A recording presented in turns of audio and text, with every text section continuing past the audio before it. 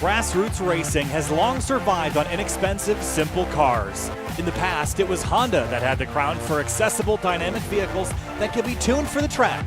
But for those seeking the classic front-engine rear-drive experience, even the well of Honda dried up in the early 2000s. Of all manufacturers, it was Toyota and Subaru with their co-engineered Scion FRS, Toyota GT86, and Subaru BRZ that came to the rescue. In an age where horsepower numbers got bigger and bigger and prices went up and up, they introduced a lightweight, simple, chuckable car that was as at home at the racetrack as it was on the twisty roads. Doubling down on the successful formula with the second-generation car, with the continuation of the BRZ and a renamed Toyota GR86, Toyota introduces the new GR86 Cup platform, which will race 7 rounds across the country in 2023 in a new championship. While the race car is out of reach for many, the street-going version has already proven itself to be even better than the original car. Tonight, GRIDLIFE iRacers take on this new challenge, and in a rare circumstance for GRIDLIFE drivers in iRacing, some get to drive a car extremely similar to their track battle monsters. They just had hours to practice and learn the tendencies of the digital version, however, and have just 35 minutes of racing to show us what they've learned. Hi everybody, Kyle Heyer here tonight with GRIDLIFE iRacers Tuesday Fun Run, Week 5 in the season finale of the 2022 Fall iRacing season. Tonight, a brand new car and a brand new reskin of Sebring International Raceway. Some new graphical things to take a look at here. But we'll head down to the racetrack in just a moment, take a look at this brand new GR86 Cup car here in iRacing. I've taken a couple laps with it so far. Really enjoyed it on initial thoughts. Seemed a little bit soft and maybe not as playful as perhaps some were expecting, but on Continental slicks, this thing is gripped up and does a lot of the things that you'd expect a twin chassis to do. There's DJ Alessandrini in the number 1 car right now, working his way around as we get set for qualifying. Timers on the board. Only get a couple laps to lay down your best. It is a packed grid tonight. Over 60 entrants. We basically packed this server in under 5 minutes. 62 people is what we've got packed in here, which is the max iRacing allows. Should be fun to watch. I mentioned some of the drivers that own this car in real life. Well, here's a couple of them. David Santel, the number 40, he owns a BRZ in the real world, so we'll see how he has taken to this GR86 Cup car. The big changes from the street car to this variant: Bosch engine management. We've got motorsport ABS and traction control. You've got updated suspension. You've also got a single exit exhaust, as well as obviously a roll cage fire suppression, and perhaps the biggest change, a SADEV 6-speed sequential transmission, which I wasn't thrilled about because I think I really enjoy shifting the gears the old-fashioned way, especially in a car with this amount of horsepower. But I think the drivers will really enjoy clicking up through the gears here, especially those that view the manual as sort of an obstacle in the way of going quick. So Santel owns a BRZ in the real world. So do a few others here this evening. One of the drivers that has a K-Swap first-gen BRZ that runs in GRIDLIFE Track Battle Time Attack is Dana Basinski in this number 14 ASM livery. No Tom O'Gorman tonight, but we got Tomo coaching on the hood of this number 14 car. He's got his typical maroon and orange paint colors represented here on this car, currently 19th in the first lap of qualifying. Andrew Pilata is here tonight. He is also an owner of one of these cars, and saw him running pretty well. And Dewey DeWitt, another first-gen Subaru BRZ owner. He rolls around to complete his first timed lap. We'll see what he puts on the board for Dewey DeWitt. Time attacker. Must have gone off track, so no lap time scored on his first effort out. Ryan Highcotter at the top, second place behind Trenton Walco, a new name here that I'm not familiar with in GRIDLIFE iRacers, but Highcotter already has transferred his familiar blue and orange colors to this GR86 Cup car platform. Just ahead of DJ Alessandrini and Paul Darling, driver that has owned a first-generation BRZ. At the Rainbow GLTC banner on, it looks great. Austin Cobb with us tonight in the Ultra Yeti car. Preview of his 2023 livery for his GRIDLIFE Touring Cup MX-5. Love the way this thing moves around on the curbs, and ooh, big slide there for Cobb, but this is such a dynamic car. Even in the couple laps that I drove it, you could really get the sense that this car is going to be a lot of fun to drive, especially when you modify those traction control settings to suit your style. And it's very divey on the brakes as well. You can see the ride height here going off into Sunset Bend, and as Austin gets on the brakes here, the nose drives itself into the pavement, and it really leans on the front end of the car to give you that mechanical grip. See it bouncing here over Sebring's not rescanned, but updated bump surface here. And this track also got an update in the 2023 Season 1 iRacing update this morning. James Houghton's here tonight, GRIDLIFE Touring Cup winner a couple times this season, once at COTA and once at Mid-Ohio Sports Car Course. He's running up inside the top 10 as Brian Heitkotter goes right back to the top at a 2:23.499. Alessandrini has not gone any faster. He's fourth at the moment. And then could basically go down this list for ages. There's Mitch Marhefka, who's just completed his second lap. There's 20th place for Marhefka in the number 27 car. But that only covers the top third of the field. There is 62 drivers here tonight, including Patrick Gallagher, who's got a lot of real-world GT racing experience as he runs the Kellogg's car. Also impressed with how many people have liveries applied to this car already. It literally came out this morning. People had no more than a couple of hours to set these cars up visually with how they like to be represented here on this broadcast this evening as we watch Gallagher work his way into the S's here towards turn 16. A lot of neutral steer there in the entry to the corner. Watch Gallagher turn in right back. Super well dialed looking for Patrick Gallagher. And then the long run down the Ullman Straight. Now, one of the things I did notice with this car, now the Gwin chassis is not known for being fast. The first generation car was really, a lot of people are outspoken about how slow it was. The new generation car fixes that. I did find that this car seemed really slow in a straight line, like slower than it should be, I felt.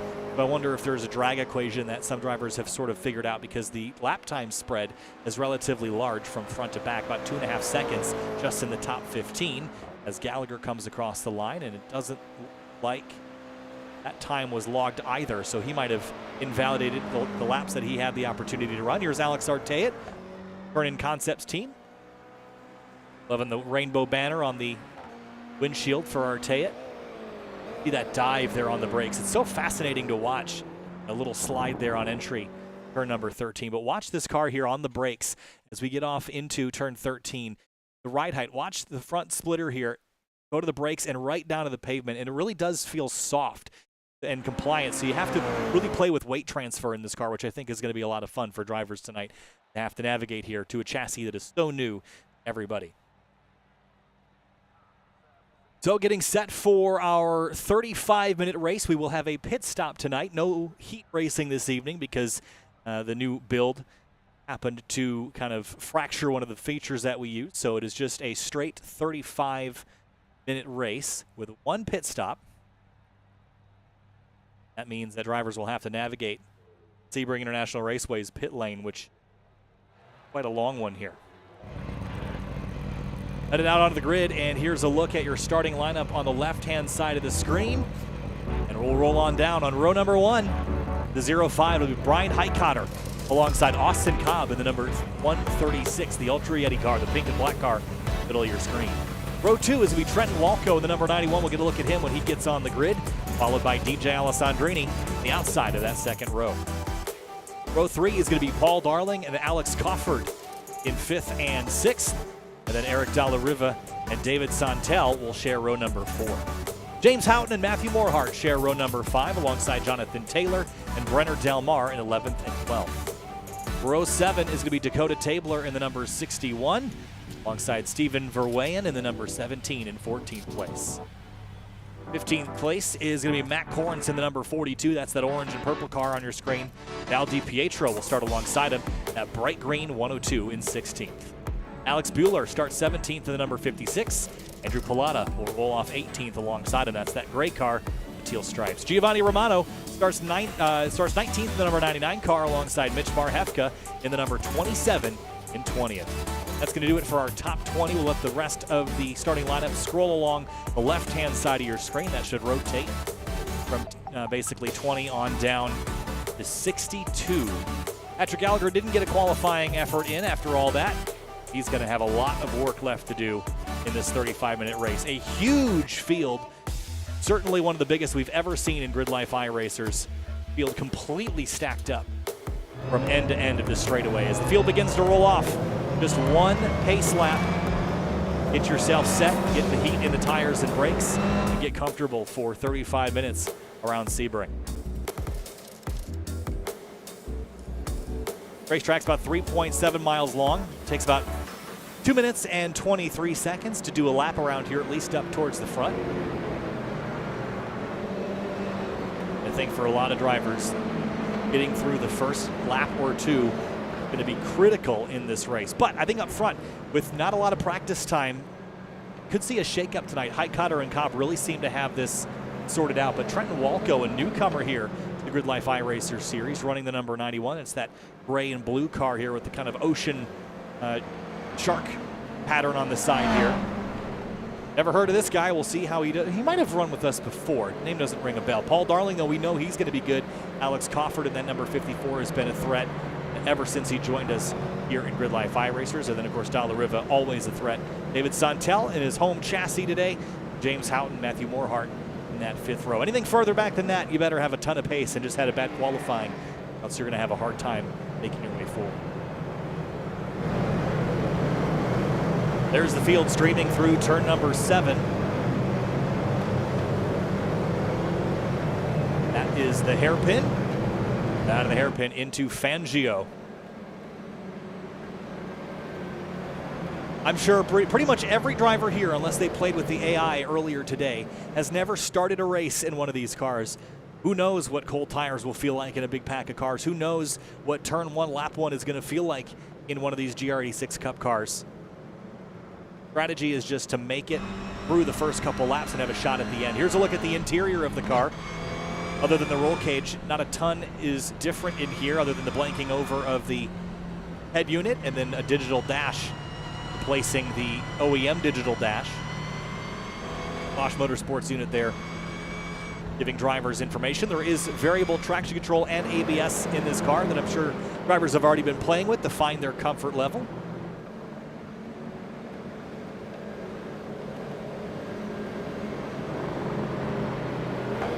Now, especially deeper in the field, it's tense moments here. Other drivers we've talked about in the past. How about Peter Zhang? Starting all the way back here in 41st place. This would be last in most other series. But here tonight in GRIDLIFE iRacers, there's still 20 more cars behind this. That's an entire field that is behind a driver in 41st. You see a little bit of checkups here as everybody kind of navigates some of the tighter sections on this road course.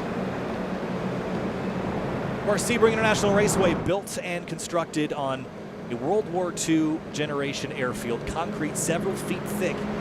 And over the decades, it has undulated and worn in to create tons of bumps.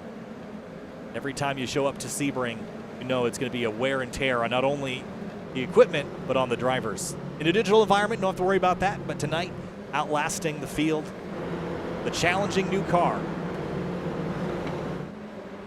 Ryan Highcutter in the 05 is your pole sitter. He will get to choose when he launches, and it's about time to go racing. The GRIDLIFE iRacers Tuesday Fun Run Series is over in 35 minutes, but we are racing at Sebring with the GR86. Green flag flies, and we're racing the twins.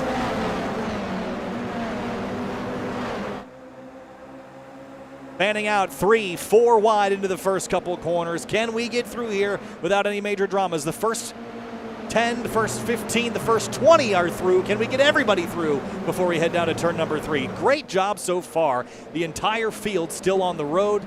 Good stuff. Whoop, there's a crash, and they pile in. Josh Rodig goes around for a loop. Gonna catch Giebler, Jackson Robillard, and more. Well, Robillard's through, actually, banging doors.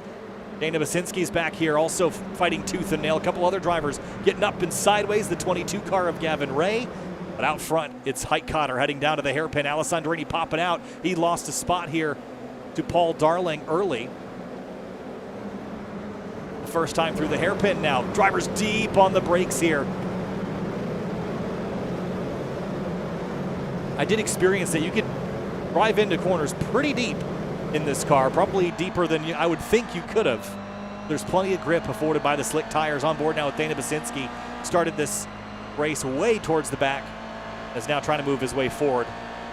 Runs with the ASM team in track battle time attack with the K-Swap BRZ. And in many ways, this car will be pretty similar. Cars off the road ahead of him. Robillard dodges, and Basinski follows through. Kobach was one of them. leader, nope, it was just Kobach, I think, and Shreyas Venkataraju that went around for a loop.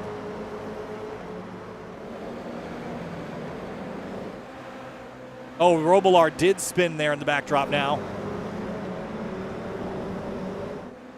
And he is gone already, so big damage to Robillard's car. We'll focus back up front, though. In a 35-minute race with this many cars, we could spend our entire day looking back at 20th through 50th. And one car, big-time crash at the exit of turn 16, and that's Steven Verweyen, and that is big-time damage to one of the drivers that was up inside the top 15.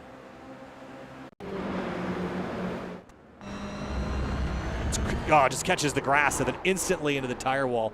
Not really a lot that you could do. Great dodging by everybody back here. But damage indeed. Look at this mess. Matt Morhart and Mitch Marhefka right at the pointy end of this in the white car. And slide goes Morhart out to the end of the wall, but doesn't hit it. This great scrap up here for 13th place.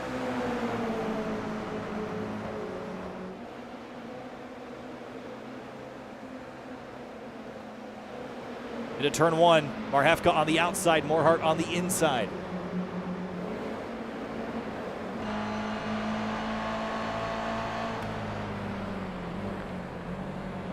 Go to Tabler in the 61, that's the purple car just behind Alex Bueller.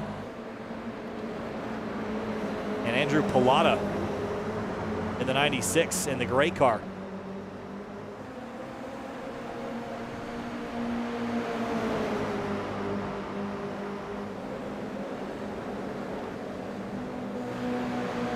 Here comes Romano to the inside of Pallotta into the braking zone for turn 7. Val DiPietro sees an opportunity here to dive up the inside. Marhefka goes wide at the turn 7 exit. So does Pallotta. They'll have to give up some of that time. A little bit of course cutting there. And 3 abreast ahead of them. The 56 of Bueller in the middle of the 3 wide.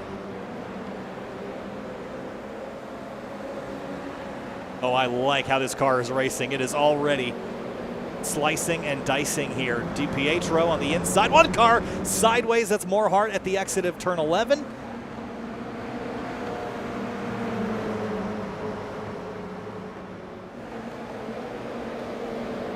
He will drop out of the picture. Pallotta under fire from Mike Young. And what a great scrap this is. This is fantastic stuff. Still 3 wide here on the run down to turn 15. Up front, not missing anything there. Heitkotter leads Cobb by 1.2 seconds, but Cobb might be trying to reel him back in as James Houghton's got an issue at the exit of turn 16 and collects Brenner Corrence in the 42.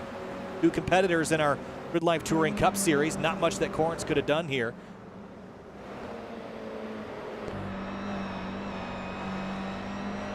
Houghton just in a bad spot. Ran wide at the exit of 16 and tore up that car. Dan Masinski's up to 21st place. He's gained a ton of spots in the early moments of this race. Ooh, big wobble. I don't think he's got this car set up exactly where he likes it. Knows the chassis well. And not a lot has fundamentally changed from the first generation car to the second generation. I'd say in terms of parts, probably about 80% similar at least. The engine was the biggest change, and then the aesthetics. One car pounded into the wall in the backdrop. That is to be Thomas Moss, who's had his race end at Sunset Bend. And for 24th, Troy Chiron and Josh Rodig battling for position. Ooh, big block there and a little bit of contact. As Pallotta tries to muscle his way back by, he will get by Chiron there in the blue and white car, who tried to cover into turn 3 but couldn't do it.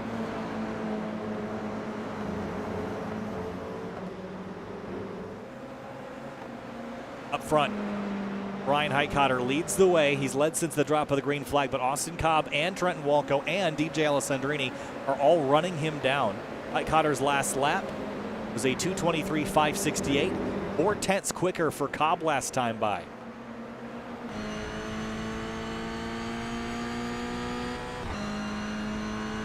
That meant also the fastest lap of the race for Austin Cobb thus far.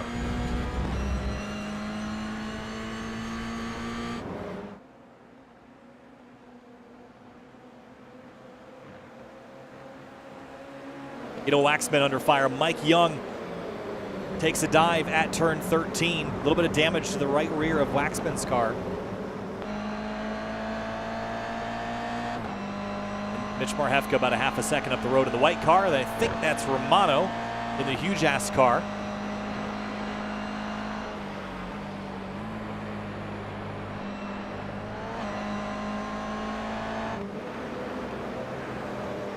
Field stringing out just a little bit now. Waxman a little bit wide. Here comes Young with a big run. But he's going to stay in behind and push. I haven't really gotten the opportunity to test out the slipstream and see how effective it is in comparison to some other similar cars on the surface, like the ND generation Global MX-5 Cup car. But Young lifts. I think he's willing to play ball here, stay in line. Ooh, Bueller, big time sideways in the 56 out of Sunset Bend. He might lose another spot here, but here's what happened to him. It's way out of the groove and was fighting that car big time. It looked like on board.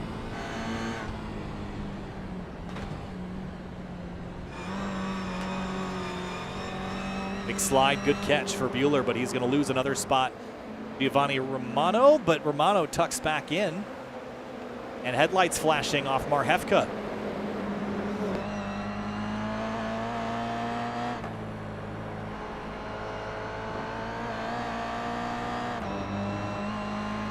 Good little fight brewing here. Autoboss car running in 14th place. The huge ass car of Giovanni Romano running 13th, and Bueller up in 12th. Trying to recover after his big slide. Trenton Walco under fire from Alessandrini. Here comes DJ and Paul Darling behind, who's got a great perspective of this out the nose of his number 55.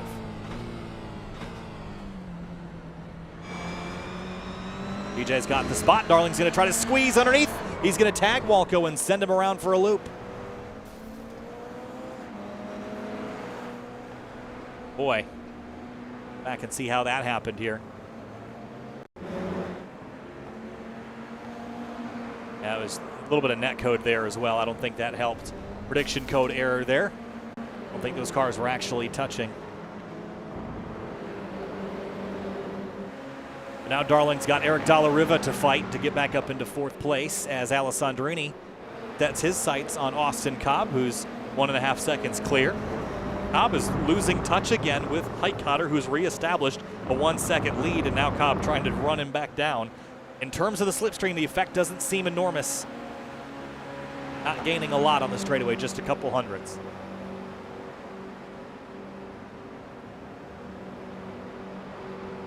Here's Darling up the inside of Dalla Riva for 4th place. He'll grab that and take it.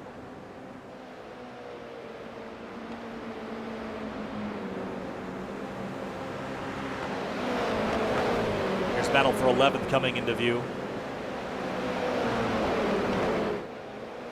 Alex Bueller in this 56 still defending from Giovanni Romano. Go to Tabler a little bit wide in the purple number 61. So many different valid lines through Sunset Bend that make that hard to get just right as Waxman and Houghton battle door to door for 15th place. Mike Leader is going to join the mix as well. It's going to be almost 3 wide for a moment, but they think better of it. Houghton's in the Toyota Racing car. Waxman in the red and black car on the inside lane. Mike Leader in the Red Bull car, who's going to take him 3 wide at the exit of turn 1. 3 wide through 2, and now into turn 3. Waxman slams on the binders. Houghton around the outside, and Leader drops back in line. Still side by side here through turn 3 through 5. Great stuff here between Houghton and Waxman. Good clean fighting. Now Houghton's going to look driver's left.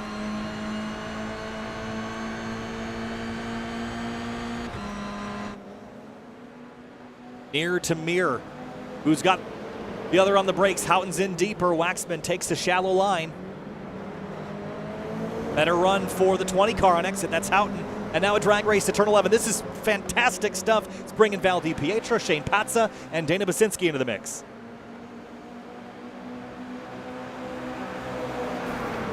Contact. They're banging doors. Houghton spins and they all crash. Oh man, that was going so good before it didn't. Now a 4-car crash on the entry to turn number 11. What a shame that was. Go back a little bit and see how that kind of got concepted here. Houghton had moved to the left, and Waxman moved to the left a little bit more than Houghton was expecting. They just ran into each other, and not much Val DiPietro could have done there. That was a shame to end a good battle that way, but let's move to a different one. Brian Lyons in the 46. It's Tyler McEwen behind in the 13. Tyler Starr, a GRIDLIFE Touring Cup competitor with a K-Swap BRZ and GLTC. He's got Jackson Robillard up the middle, 3 wide again. Ooh, that was tight. Starr had to jump on the brakes, and that will bring Austin Tucker into the fight as well. This is all for about 23rd place, by the way.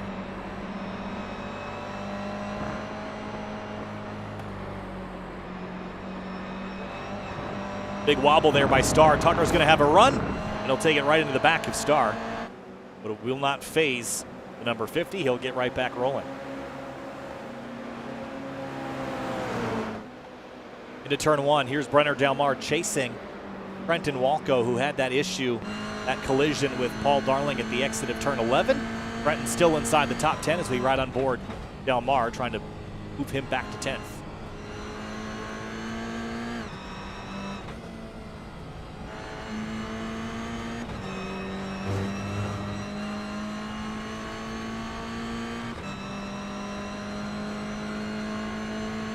Line astern now. Slipstream doesn't seem like it's incredibly powerful. I don't think it's an automatic overtake like the Miata is sometimes in iRacing. Here's Bueller and Romano back at it now for 12th.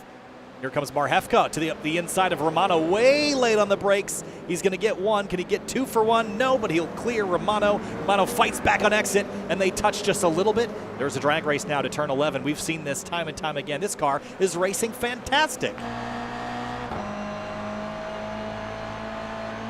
There were some reservations about how exciting this car would be to race, given that it's basically the ND Miata, but with a little bit more power and a little stiffer suspension. But it really is turning out to be all the excitement of a Miata with none of the predictability of that kind of pack racing format that you seem to get.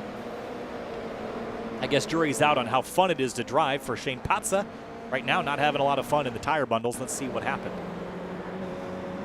Was kind of understeering offline, and then it just followed him around, and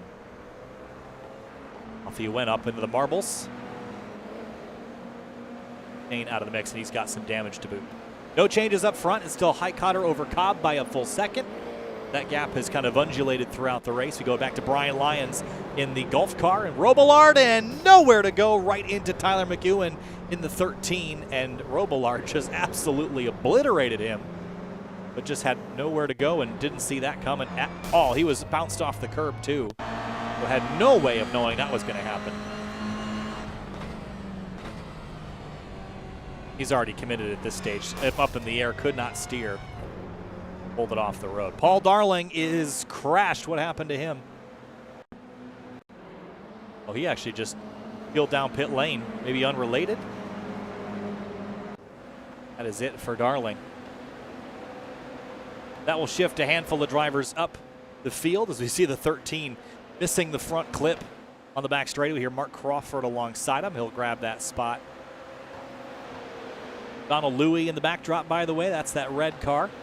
Another first generation 86 owner.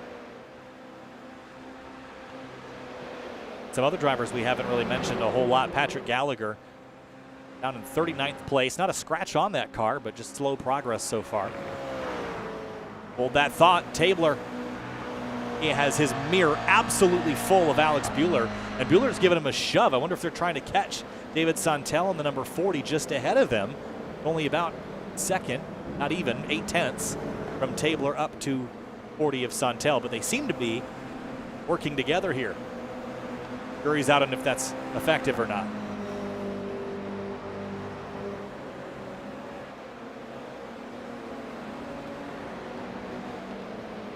Best battle towards the front right now is Eric Dalla Riva and Alex Crawford for 4th place. Great looking 90s livery on the 74 car. Tom O'Gorman's old TCA Civic ran this exact design on the side of it at GRIDLIFE Midwest in 2019. I rode in that car. Alex Crawford got the meme huge ass livery on it tonight. And you see just ahead, the top three battling for position, and Cobb was within a half a second of Hightotter. He's been wearing him down a little bit, but that gap has been so inconsistent over the last half of this race as we're effectively halfway through. Just can't seem to just complete that run all the way to Hightotter, where that draft will become so much stronger.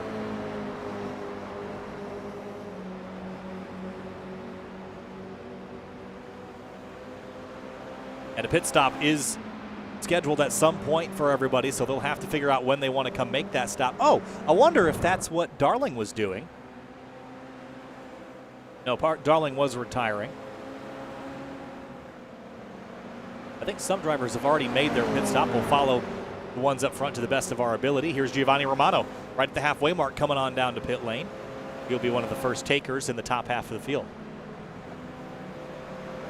There goes Dana Basinski up to 14th place. His progress tonight has been very calculated.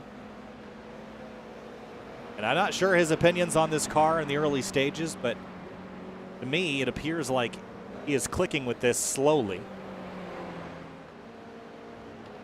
Really starting to kind of suit his driving style. You can see the way he's pitching the car around looks very similar to how he drives the car on track. You can be pretty aggressive with the 86 chassis. It will not bite you like some other chassis like the S2000 that has a tendency to kind of have that snap oversteer. The 86 is not that aggressive in how it changes direction, so you can really be aggressive with the front tires and it won't penalize you for that kind of action. Brenner Del Mar has had a spin at turn 7. Got up on the curb of all places and looped the car around, destabilized it. He'll drop outside of the top 10. Another driver making really good progress tonight is Marhefka in the number 27. And Austin Tucker, we've talked about a couple of times being pretty deep in the field, up to 17th place. And for the lead, Austin Cobb is run down. Brian Hightotter, battle is on for the top spot here, and they're getting the lap traffic as well. When will the leaders hit pit lane? It's got to be soon.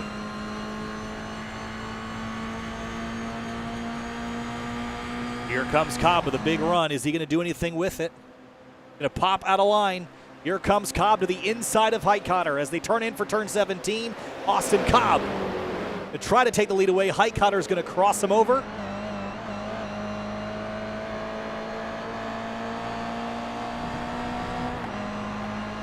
Great run here by Hightotter on exit, and to the right. Battle for the lead again down the front straight here at Sebring. The GR86 Cup cars are fantastic and putting on a show here. Side by side into turn 1. Hightotter is going to have to concede this for at least turn 1. But does Cobb have the consistency to drive away with it without the rabbit to chase of Brian Hightotter? All the while, Alessandrini's just in the backdrop, 7/10 behind.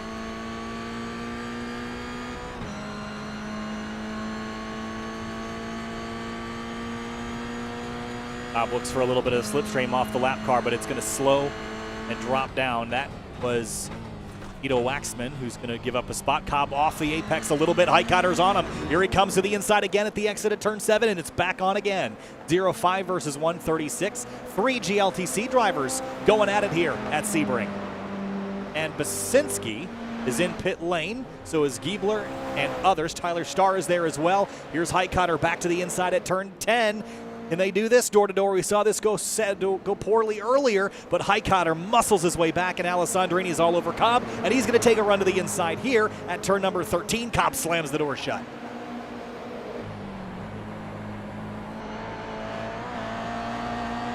Picking the right rear tire up off the ground. Here comes DJ. Cobb goes defensive.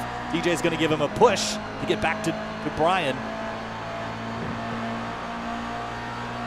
This is a thrilling race. Through and through. Big curb hops there by Hightotter out front. DJ picking both right side tires up. He's way off course at turn 16. It's going to cost him some time. If he can keep it out of the fence, he will. He's going to drop a couple tenths of a second, and now it's just Hightotter and Cobb out front again for the time being. Great battle there. That's fizzled. Here's 6th place. Dakota Tabler and Bueller back at it.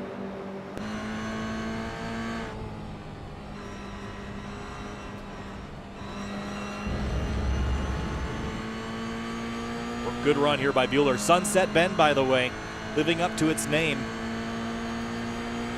It's on right in the eyes of the competitors here. Bueller with a big run on Taylor, going to give him a shove back up for the lead. The leaders are in. All three of the top runners are in pit lane.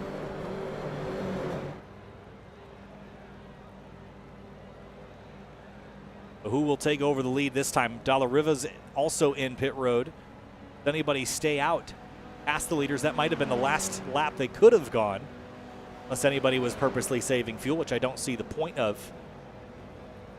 So now we wait. Alessandrini's rolling, and it's going to flip-flop. DJ to first, Highcutter to third, Cobb stays second. And now the battle's on again in a different order. Marhefka, Pilata. Ooh, wow, Pilata just smashed the wall in pit lane. That did not go the way that he intended, I'm sure. As Marhefka rolls. Pilata now with potentially some more damage. Well, Trenton Walco's in this mix. They're going to be door-to-door coming out of pit lane. This gets really tight on exit. Knocked a cone over. Sometimes that can get you a penalty. Marhefka pretty aggressive there with the turn in for turn one. Jonathan Taylor behind them as well. And still battling off into turn three. They're going to lock horns here, mirror to mirror. Walco's through and grabs the spot away. That's for ninth.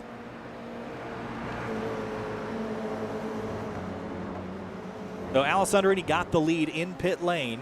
Highcutter drops to third. And he get back by Austin Cobb, rather, and set his sights on DJ. There's only under 12 minutes to go, so not a ton of time to do anything.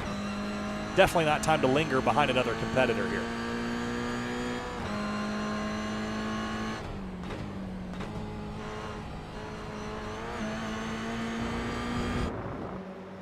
Other battles in the field. Ian Giebler in the 29, Adam Kobach, who we saw have a problem earlier in this race, is for 17th place.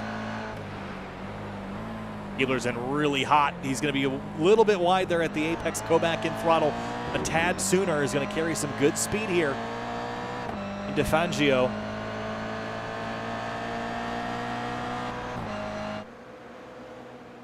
Now the run up to Cunningham now. Will Kobach take a look to the inside? Headlights flashing, but he won't take a look. Giebler goes by some lap traffic. Marhefka and Jonathan Taylor. Marhefka's got some nose damage now. Trenton Walco, it's like he has had an incident as well, so I wonder if there was some contact, and I think the puzzle pieces are beginning to fit together here. Entering turn 13 on the brakes. Ooh, Walco, his car got sideways and looped, and a big stack up there, so no contact that was of any fault. And the leaders are packed up again. Alessandrini only 4/10 away from Austin Cobb, who uses all the road plus a little bit, and it will open the door for Highcutter, but he stays in line for turn 3. 10 minutes left here at Sebring with the GR86s, and it's a three-way battle for the top spot.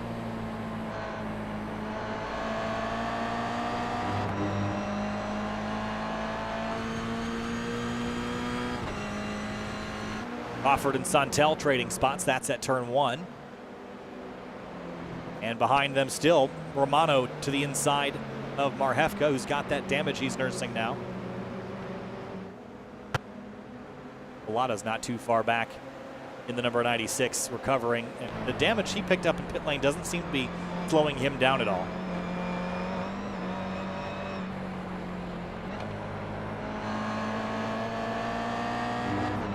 Marhefka's car shortened up pretty good on both ends. And it is just going to be the slightest of mistakes that decides the winner in this one.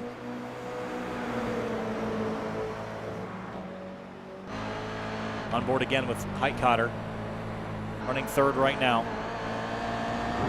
I think Cobb might actually be the fastest naturally of these three, but once he got out front, he didn't have the rabbit to chase anymore and kind of fell right back off. And I think that's kind of been the case for all three of these guys when they've been out front this evening, although Highcutter did lead the vast majority of the laps he's completed so far, which is 11.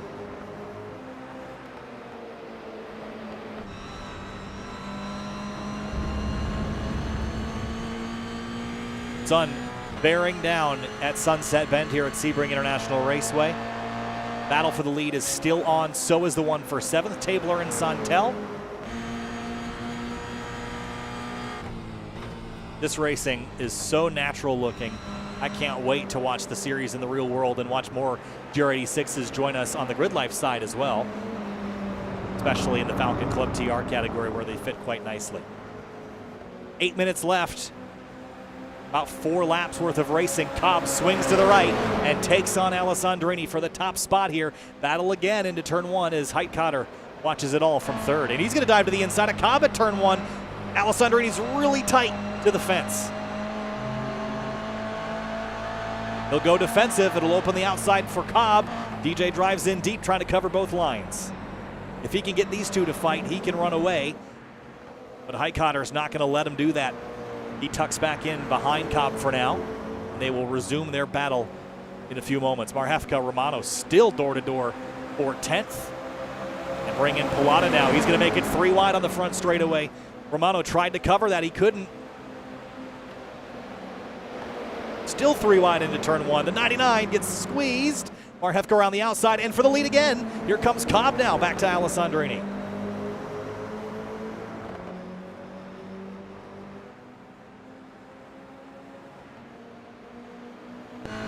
Heitkotter trying to pick the preferred line here. DJ losing some ground here up at Cunningham. Cobb's in a little bit deep. Heitkotter sees it. He's going to turn in tighter. Now Cobb carries good speed. Heitkotter will follow him around to the outside, but it's turn 13. I'm not sure where you should be here, but not where Heitkotter is. Hop and a bounce, and it reshuffles to Cobb out front. And there's been big-time carnage back here. Jonathan Taylor is one of the drivers involved. Here's a quick look. This is down at the hairpin. And he just gets sideways, and Marhefka loops it and tags another car in there. I think that was Pilata. But Marhefka's night, that car is absolutely toast. Brent Walco trying to still recover his night up on Giovanni Romano. Squeezed 2 tires up on the curb into 13. Romano will have to give it up, and he will there. And then back to the lead again. Can't look away.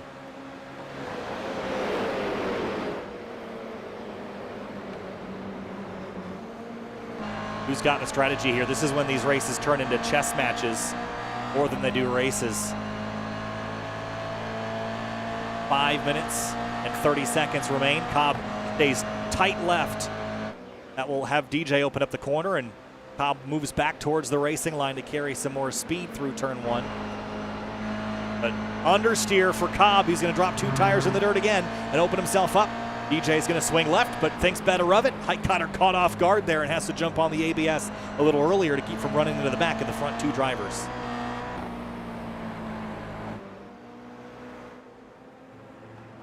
Cars bobbing and weaving and jumping curbs and getting airborne, moving around the surface. Classic front engine, rear drive combination, and it is paying off. This is such a cool looking car to race. Morhart up the inside of Giebler. Morhart's had a couple problems tonight, but will recover. And Dana Basinski, by the way, we talked about a few times tonight, up to 13th. He continues his solid climb. I think he's really going to enjoy this car in the long run here.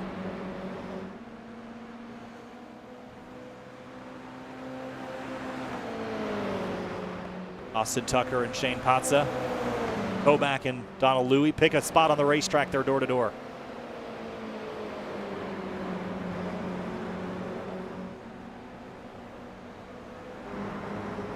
Turn 13 again for the leaders. Cobb has about 2 car lengths on Alessandrini. Now next time by will be coming to roughly 2 laps to go. And here's a 3-horse race. Tucker, Patza, and Verweijen all scrambling for positions.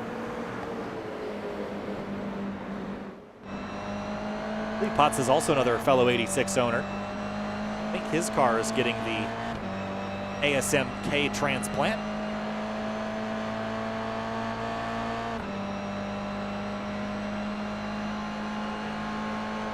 You'll have to settle for 18th on the road right now.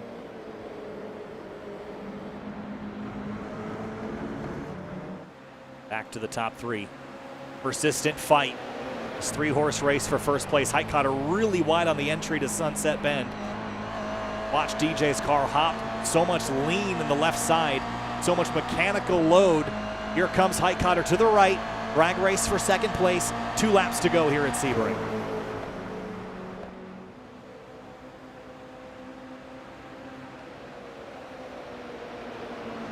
If DJ gives it up, he's going to have that tighter line. Highcutter's going to roll pretty good speed here, but it's whoever's going to beat the other to turn 3. DJ still got overlap. He's going to fight for every inch of it. Austin Cobb loves watching this in the mirror. DJ grabs second spot again, and Highcutter will have to fold. And he knows that if they run turn 5 side by side, say goodbye to Austin Cobb, they will not be able to run him back down if they continue to scrap. Here's Cawford way wide at turn 17. Romano tucks underneath and takes 9th place away.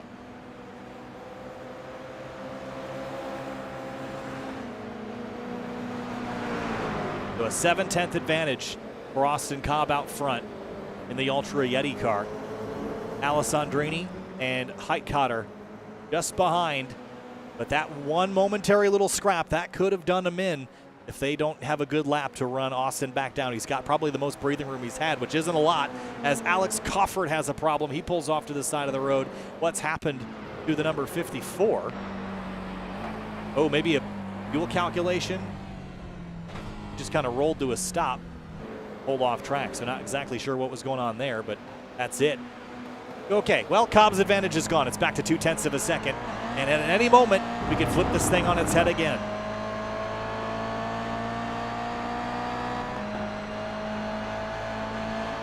Lap traffic ahead. Alessandrini looks to the right. Now back to the left. On the outside, that's never going to work, but I think he just wanted to put Austin on his heels here. Lap traffic right at turn 16. This is going to be great for DJ, maybe better for Highcutter, who's going to carry full speed here. Now the run down the back straightaway, the Ullman straight, heading towards turn 17, Sunset Bend. Highcutter stays behind as he watches the 2 battle for the lead ahead of him. Will they tangle? 1 minute left, coming to the white flag this time by Highcutter. Going to have to lift as they head into Sunset Bend. Nowhere to go here. Alessandrini on the inside, Cobb on the outside. Cobb gives the spot up. He's going to maybe try to launch on exit. Look at the run he gets. White flags waving. 1 more lap to go this time by. One more time around Sebring. Alessandrini and Cobb side by side here in the GR86 Cup car. Highcutter sits 3rd, hoping and praying they get tangled up together. Cobb's way out wide at turn 1. Apexing late to try to carry that speed. This is classic over-under maneuver here, but he didn't get the run he needed. On the brakes a little earlier there than DJ.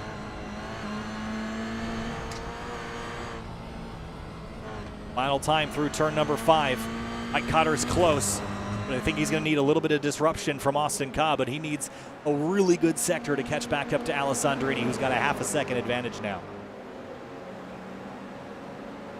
Lots of lap traffic ahead as well. Here comes Highcutter with a big run to the inside. He's going to blow by Cobb in the braking zone here. And Cobb, is he going to have a response? Not immediately.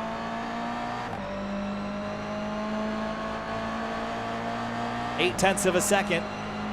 DJ's getting away, but traffic still left to navigate. Cobb sits behind Highcutter. I think he knows that their opportunity to catch DJ is over. Oh, Highcutter slips and slides. Car got up on 2 wheels there, and he's going to have to give that spot up, and that will likely give Alessandrini the room that he needs as he gets by some of the lap traffic. Seen a couple of those near grip rolls there, so that's something that iRacing will likely address this week. But that will throw away Highcutter's second.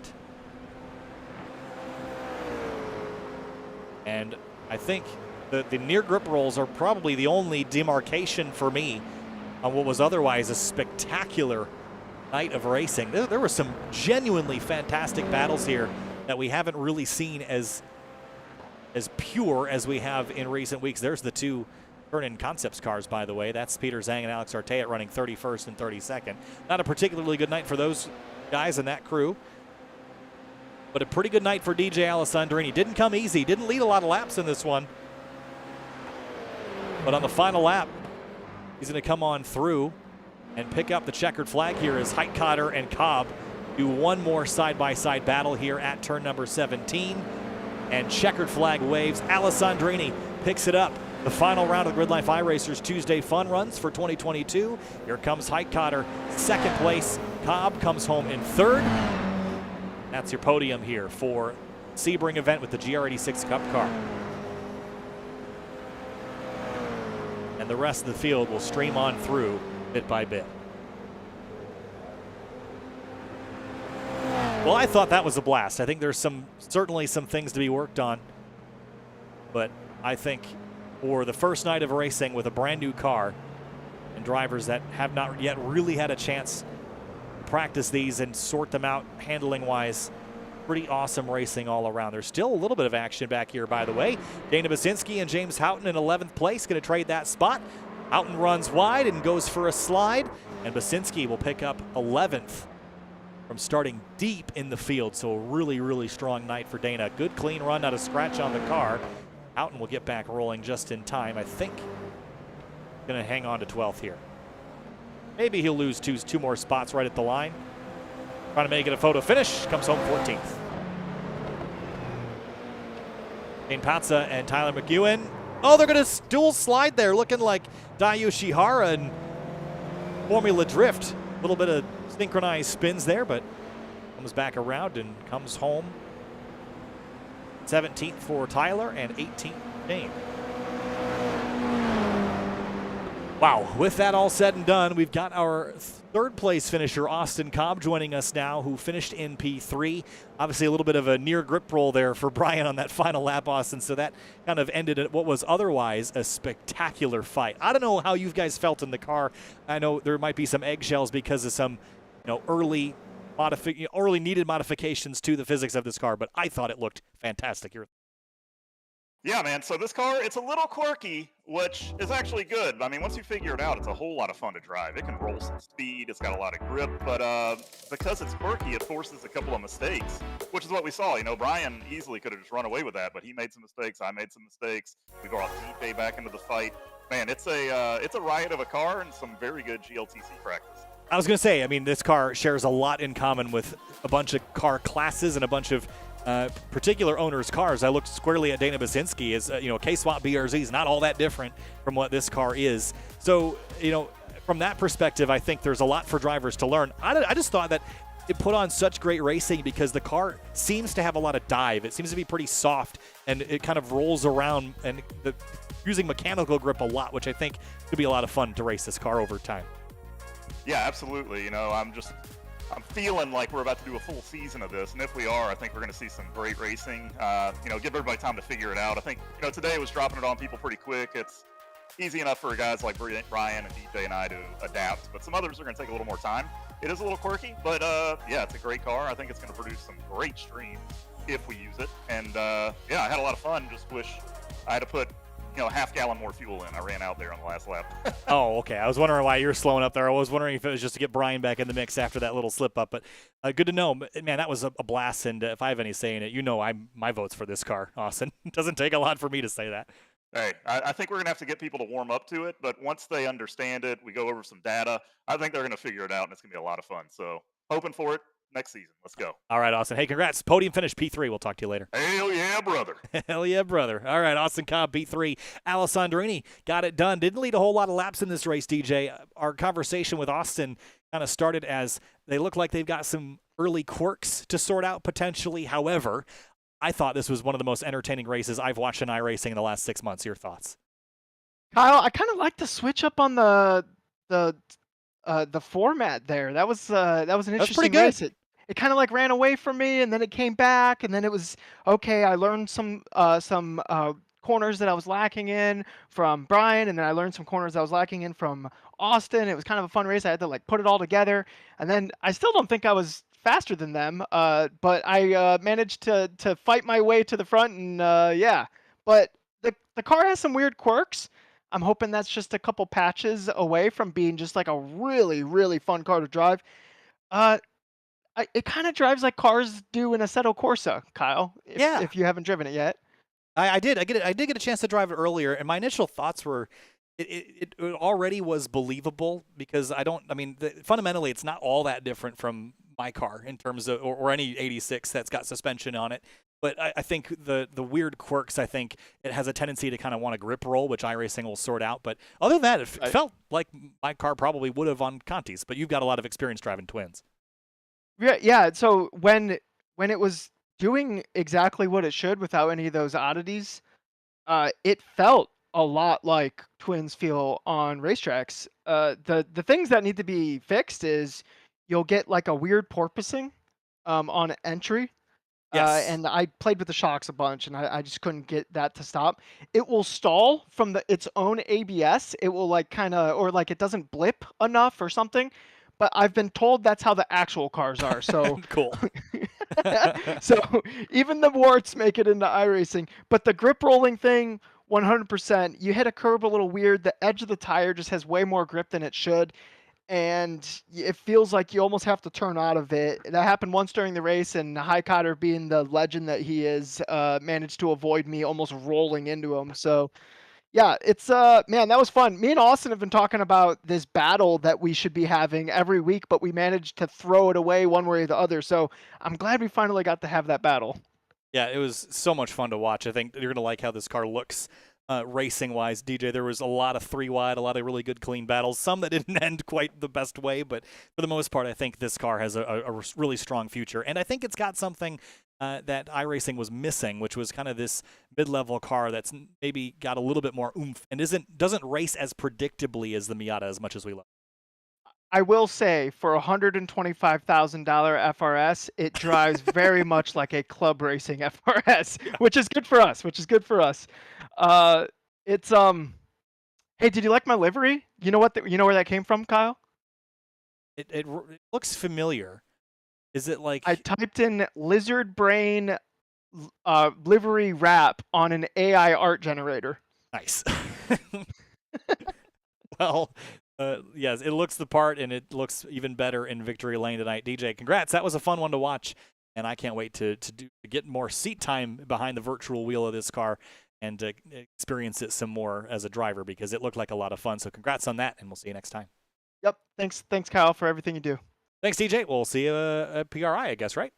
Yep. Friday. All right, and for everyone that's coming to PRI, you can see us at GRIDLIFE booth 145, and that we'll have our Assetto Corsa up with some GLTC cars as well that our photographer Rob Wilkinson has modded into the game. So really excited for that.